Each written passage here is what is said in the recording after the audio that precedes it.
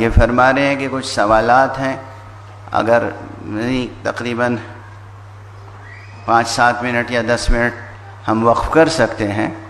اگر کچھ ضروری سوالات ہیں حضرات فرما سکتے ہیں، میں حاضر ہوں جس قدر بھی ممکن ہوگا.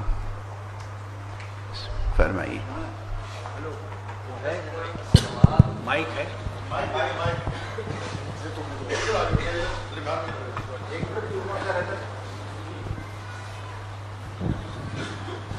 قبلہ میرا سوال سے زیادہ ایک توجہ دلاؤ ایک نکتہ ہے، وہ یہ کہ جو عربی کتابیں ہیں بہت زیادہ علم جو ہے وہ عربی کتابوں میں ہے، اور عربی سیکھنا علم ہے ہی عربی کتابوں میں، عربی کتابوں کیونکہ میں، قرآن عربی میں ہے، اور عربی سیکھنا اس لیول پہ جا کے ہر عام آدمی کے لیے ممکن نہیں ہے.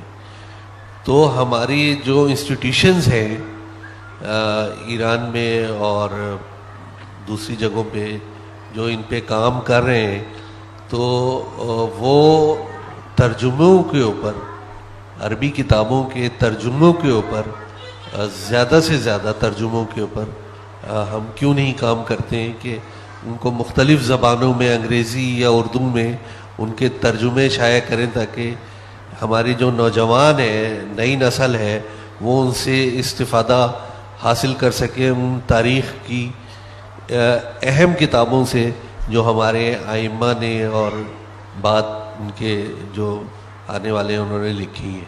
یہ میرا سوال ہے اور توجہ دلاؤ نکتہ بھی ہے. بسم اللہ الرحمن الرحیم.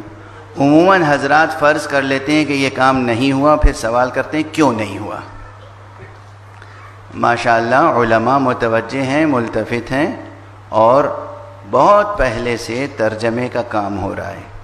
ترجمے کا آغاز رسول اللہ صلی اللہ علیہ وآلہ وسلم کے زمانے سے ہو گیا تھا. سب سے پہلے قرآن مجید کی سورہ مبارکہ حمد کا ترجمہ جناب سلمان فارسی نے فارسی زبان میں کیا تھا، اور اس کے بعد سے اب تک مسلسل علماء کام کرتے ہیں، ترجمہ کرتے ہیں. اردو زبان میں مولا امام سجاد علیہ السلام کی دعاؤں کا جو مجموعہ ہے صحیفہ سجادیہ کی، 10 سے زیادہ ترجمے اب تک ہو چکے ہیں اور وہ چھپ چکے ہیں. مگر ہمارے یہاں ذوق مطالعہ نہیں ہے، جستجو نہیں ہے، انکریج نہیں کرتے، خرید کے نہیں پڑھتے. ہدیہ دے دیجئے تو طاق پہ رکھ دیتے ہیں، مفت کی چیز سمجھ کے پڑھتے نہیں ہیں. نہج البلاغہ کے 20 سے زیادہ ترجمے صرف اردو میں ہو چکے ہیں، 20 سے زیادہ. سنی علماء نے بھی کیے ہیں.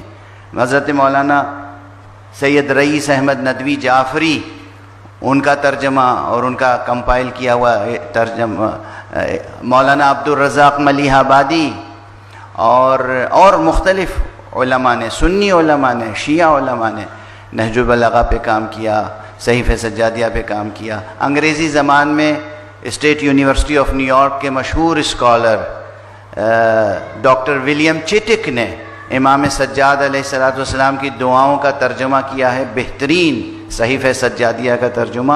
اور آپ کے رسالۃ الحقوق کا ترجمہ بھی انگلش میں کیا ہے، اپنے پریفیس کے ساتھ شائع کیا ہے، ٹریٹائز آن رائٹس.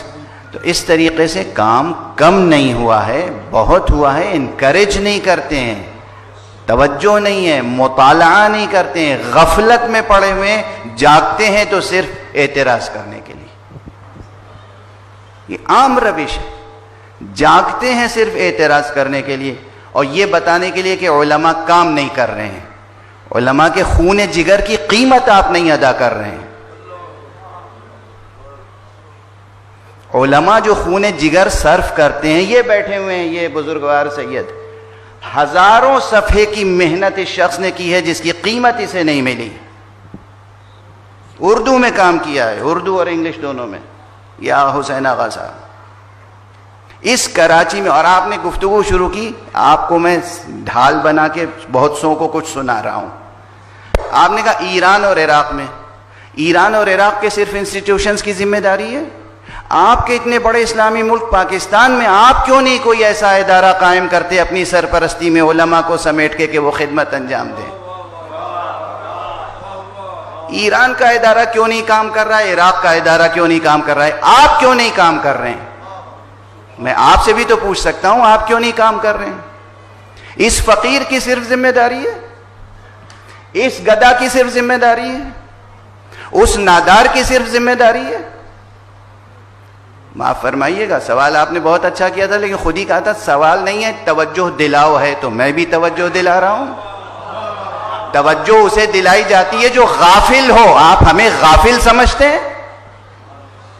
علماء کو غافل سمجھتے ہیں آپ؟ علماء کی تحقیر جتنی ہوتی ہے آپ کے معاشرے میں، کبھی اس پر آپ نے توجہ دلاؤ کیا تحریک چلائی؟ جھوٹے علماء کو علماء کا تاج پہنانا اور سچے علماء کو پامال کرنا آپ کی سیرت بن گئی ہے۔ کرتے علماء کے علاوہ کام کون کرتا ہے یہ بتا دیجئے مجھے۔ علماء کے علاوہ کام کون کرتا ہے؟ جہلا کام کرتے ہیں، جہلا کام کرتے ہیں۔ ایسا نہیں ہے عزیز محترم، معاف فرمائیے گا۔ اور کوئی سوال ہے؟